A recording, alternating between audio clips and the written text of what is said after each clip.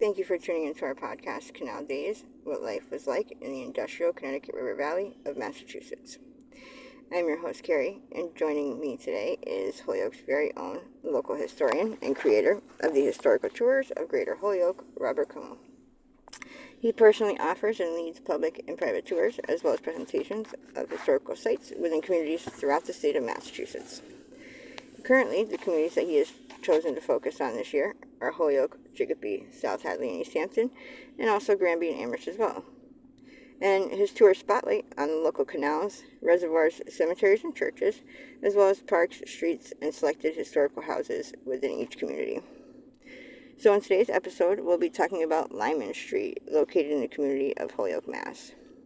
So in general, what is Lyman Street like?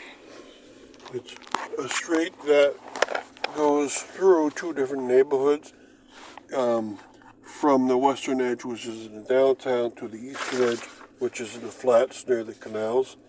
It's a street that passes by two different of the three different canals of Holyoke, the first and second levels. It also goes by the old worker homes twice, the Lyman and the Hadley worker mills. It also passes by the Mother Rosa Church and the old immigrant neighborhoods for the Irish, the French Canadians, and the Polish. And so there's a lot of variety to Lyman Street. You could do a whole tour for an hour and a half just walking this street. And in general, how does it compare to the other streets around it? Well, we'll talk about that. But of course, it's one of those east to west streets where the blocks are shorter than the north to south blocks. And what it passes by has changed greatly through the years, and you could hardly, if you could come back to Holyoke 120 years into the past, you would hardly recognize most of what you're looking on Lyman Street. It's changed that drastically. And what were the Lyman Mill worker homes like, and how did they compare to the Hadley Mill worker homes? All right, so Lyman Street passes by two sets of worker homes, that of the Lyman Mill and the Hadley Falls Mill. And the worker homes were put in the same year, 1848, on both of them. The one on Lyman Mills were taken down in the 1930s and replaced by Lyman Terrace. So you only get to see the Hadley Falls worker homes. And if you could see them, some of them would have looked the same as Hadley Falls. They would have been a floor higher, though. And most of the ones in the Lyman Mill area were big, long mills, except a few shorter ones towards the City Hall direction. Now, if you really want to get to look at what these worker homes look like, don't go to Hadley worker homes, but rather go to the Chicopee Center worker homes next to the Chicopee Mills in the canal, and go to Wisnowski Park, and in front of that, towards the north, there's a group of worker homes. Those are what the Holyoke's Lyman Mill worker homes would have looked like. 3 stories high and very long, and they were made about the same time, a little bit early, but about that same decade. And you get to see what these would have looked like. There were many more in Holyoke, and they were most of them very similar, except there was a group of them that had French roofs to them, which is the roof that slants very, very gradually upwards. And so you can get a great look at them by going to Chicopee, but also somewhat looking at the Hadley Falls Mill. And real quick, before we continue with our interview, just to fill our listeners in, to find out more information, or if you're interested in signing up for any of his various tours, check out his website at holyokecanaltour.org. And there you can find videos and podcasts of the stops along each tour, and also photos and text of the historical sites throughout as well. And for private tours and other inquiries, you can email him directly at bobcat4214, capital B, at yahoo.com. And his tours make for fun and educational outdoor activities for families and group parties. So getting back to our interview, what was the neighborhood around the Mater de la Rosa Church like? Right, this was the immigrant neighborhood of Holyoke, where a lot of immigrants first would come. And It changed drastically through the years from the settlement of this town. Holyoke was instituted in 1850, and it already had immigrants before that. And this neighborhood was ground zero for immigrants. There were tenement blocks everywhere, and thus you also need lots of churches. And the French Canadian Church was put in along Pulaski Park, the Irish Church was put in along Veterans Park, and the Polish Church was put along Lyman Street. And so the neighborhood around there, by 1903, when the church was finished, was very Polish. A lot of large tenement blocks were put in. A lot of them were very old, some were put in then. And that's not quite what we see now. A lot of things are gone because urban renewal hit in the late 1960s. But the neighborhood was an ethnic neighborhood. The Polish delicatessens were there, Polish stores, of course the church. And you could still see the old-time French-Canadian neighborhood because the Perpetual Help church was still there. And thus you had the French Canadians and the Polish living side by side. And there wasn't animosity between the two groups. In fact, they probably helped each other out quite a bit along the way. And how does Lyman Street compare to other streets in Holyoke? It has its own personality. So when people say the streets, sometimes they'll confuse streets that go north to south because they look so similar. The Lyman Street is quite different from the other gridded streets. It goes through all the way down to flats, and so that portion has its own personality. It has the Gilbert Potvin apartments. It has the Richardsonian train station. Then the Hadley Falls worker homes. The trolley barn was down there. And then all the mills and the canals. And then as you go upwards, you meet the last of the mills around that area, the McIntosh Mill. And then you enter into the immigrant section. And so Lyman Street probably has more variation in history than any other of the gridded streets of Holyoke. And so that's why it's very fascinating for most people. Someday I want to lead a physical tour on that street, but there's so many possible tours, so I've never got into it, but I want to. And I hope you enjoy just for what was there. Of course, nowadays, when you look at it, it's being replaced by 2 condominium sets, 2 high-rise apartment sets, and a lot of McIntosh Mill is gone. But if you know what you're looking at, a lot is still around. There's still the first big mill of Holyoke, and that's the Lyman Mill. There's still the Hadley Falls Worker House. And so I hope you enjoy walking along this street. And thank you, Robert, for educating us on your tours and historical topics of your expertise. And thank you to our sponsors. And of course, we want to thank our listeners for tuning in. And check out a large selection of other podcasts at his website and as well as on SoundCloud.com. And be sure to stay up to date with new podcasts and videos posted daily. Thank you and hope you join us again. Thank you for tuning into our podcast, Canal Days, and what life is like in the industrial Connecticut River Valley of Massachusetts. I am your host, Carrie, and joining us today is Holyoke's very own local historian and creator of the historical tours of Greater Holyoke, Robert Comu. He personally offers and leads public and private tours as well as presentations of historical sites within communities throughout the state of Mass. Currently, the communities he has chosen to focus on this year are Holyoke, Chicopee, South Hadley, and East Hampton, and also Granby and Amherst as well. And his tours spotlight on the local canals, reservoirs, cemeteries, and churches, as well as various parks, streets, and selected historical houses within each community. So in today's episode, we will be discussing Hampden Street, located in the community of Holyoke, Massachusetts. So in general, what is Hampden Street like? Hampden Street is partially part of the gridded pattern streets of Holyoke, Massachusetts, but its western segment is not. It leads out of that gridded pattern. So it's one of those streets that connects to others from downtown outwards towards the west. And in general, it's a nice street. There's a lot of institutions around it. It goes by Veterans Park, which is important because it's a very beautiful location. And it starts around that area and ends up going all the way up to Northampton Street. And now, of course, along the way, we're going to talk about St. Jerome's campus, about the upper part of it through the Highlands, especially like the fire station and businesses. And then how does it compare to other streets?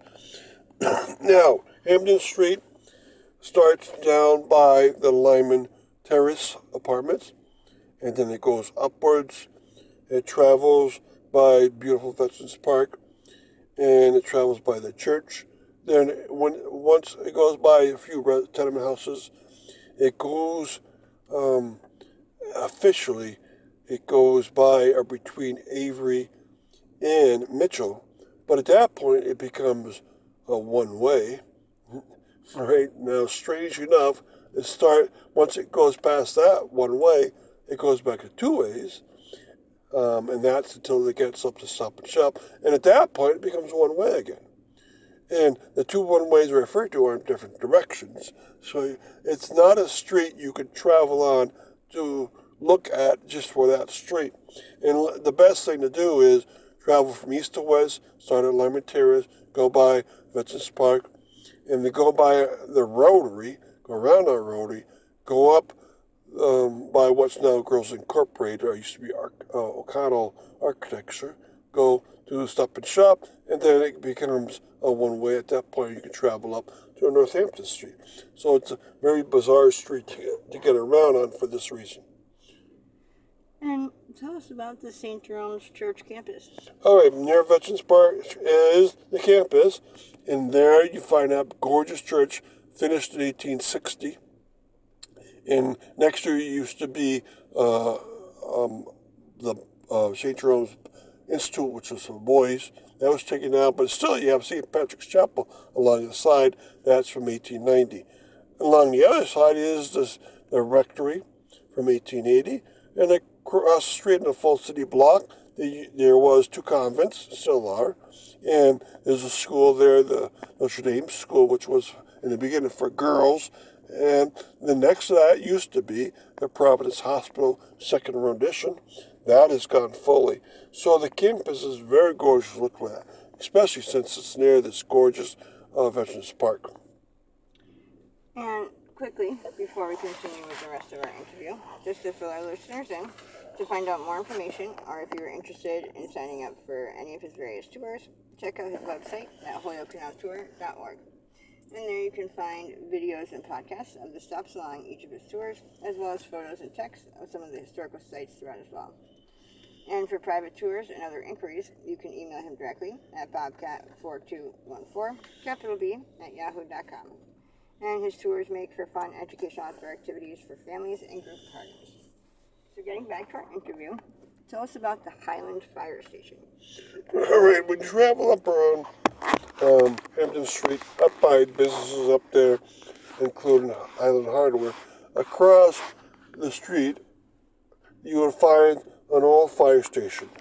Now, what you see there is not the original. The original was taken down maybe about the year 2000. But what you do see is an addition that's put there. Plus, you do see the old-time hose tower, which is nice to look at.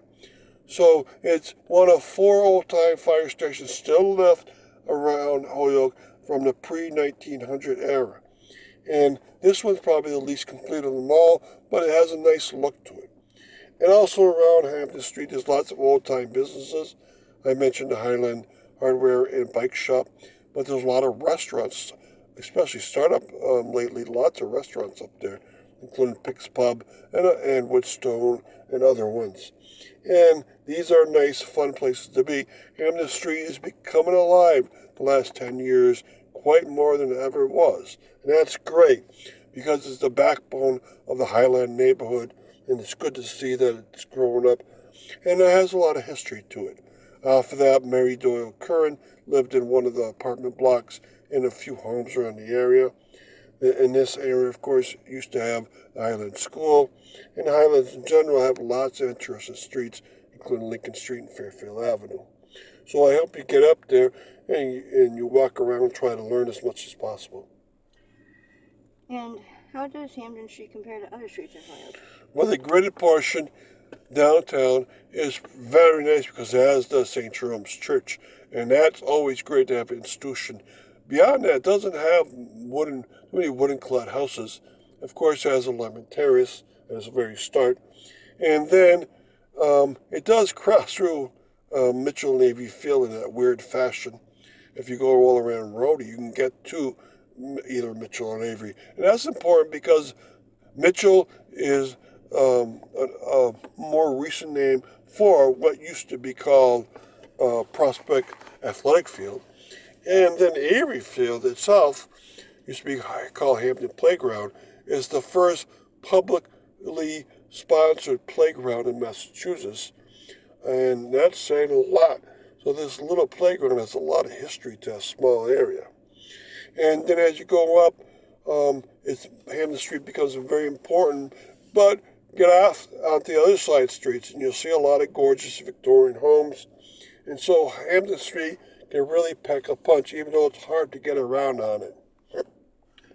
And thank you, Robert, for educating us on your tours. And we want to thank our sponsors, of course.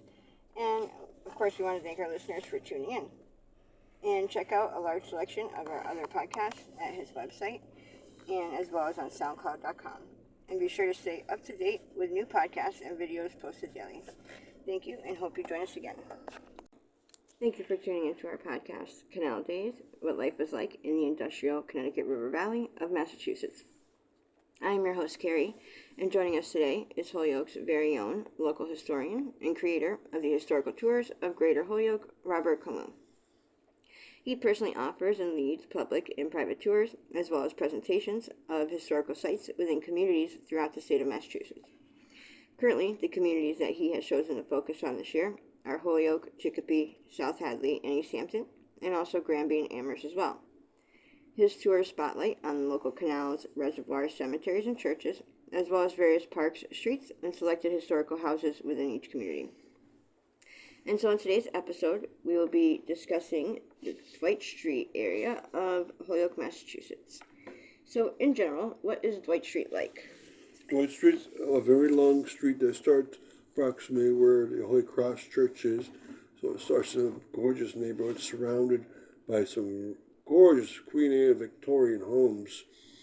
And it slowly works its way down and passes lots of different styles of building. And that makes it for a very interesting street. And along it, there also is, well, the modern Holyoke Post Office, but there also was one of the older post offices, and that was in the Hamilton Hotel. And guess what? It also was the place where City Hall faced onto you. So we'll talk about that and about the church, but a lot of other buildings. Also, it's where Veterans Park is. It's where the train, one of the train depots was, and the present train depot. So that's something. Why is Dwight Street so important? So much of it. It was considered to be among the mills and the greatest streets. It was considered to be the most important street. And so a lot of very important structures were placed on it. High Street was not going to be the most important street.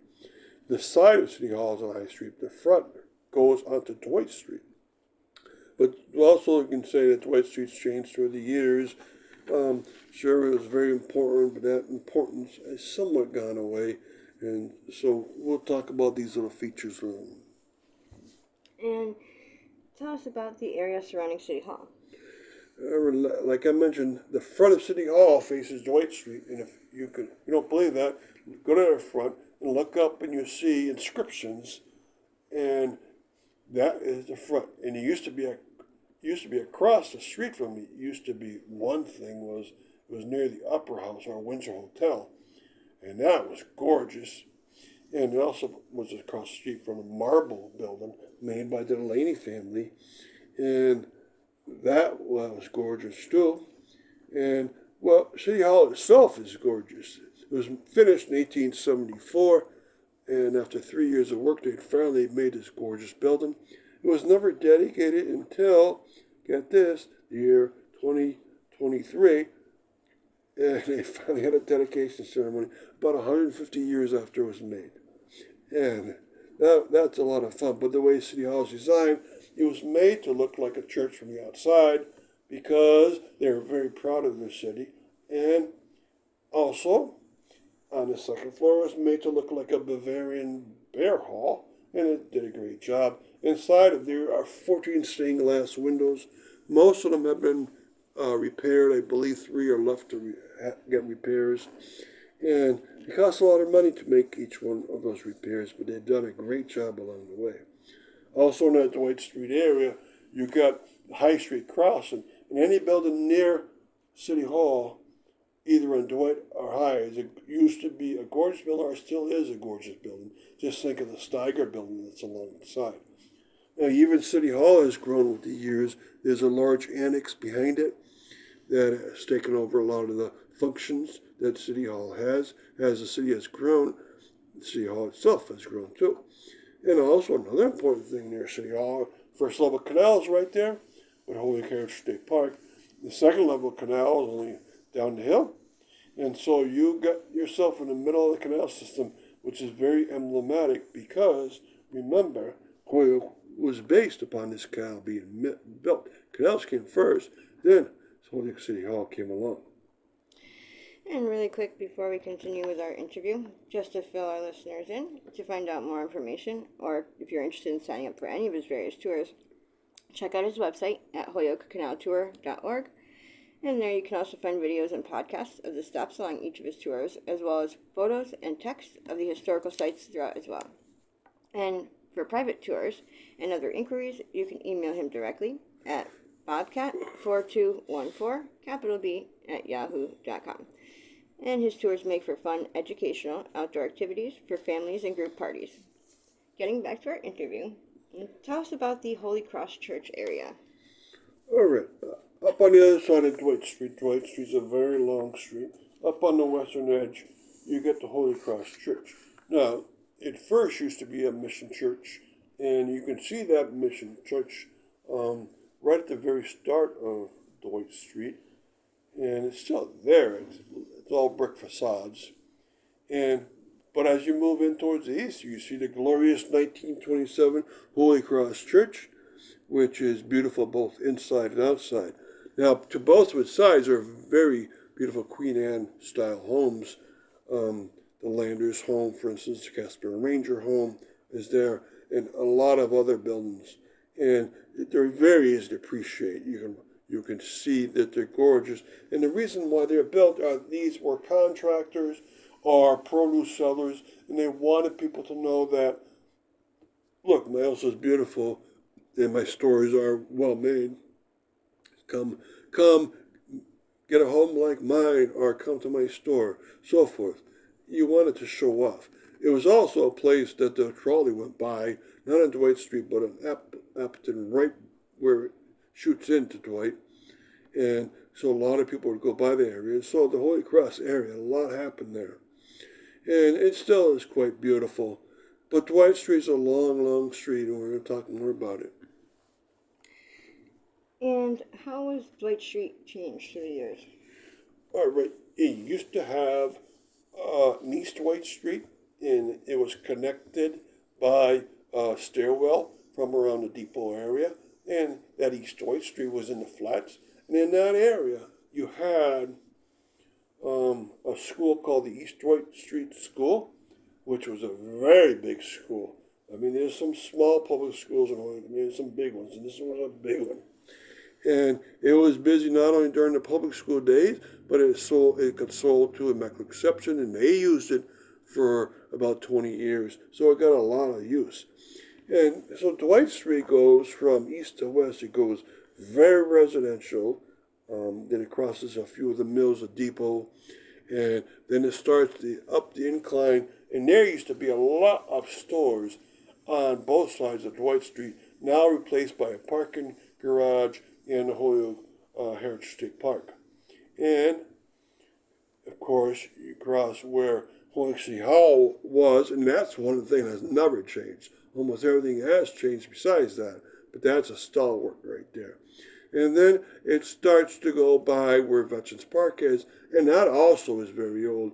That was given to the city by the Holyoke Water Power Company. It was given about 1856 or so, but everyone knew that a park would be put in there. And that park that's there almost is the same as it was designed to be. And of course, it has a lot of veterans monuments inside of it. And then you go by the modern post office. You go by where across the street from that post office, you would have seen the Providence Hospital, a second rendition.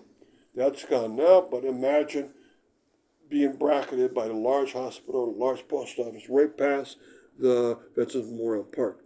And then you enter into extremely residential sections. Some of the tunnel houses are very nice. And then you go, once you cross Beach and Linden area, you get into more residential. And some of those houses are beautiful. And you should always go off and see what you're looking at. So thank you for listening to this. And thank you, Robert, for educating us on your tours and historical topics of your expertise.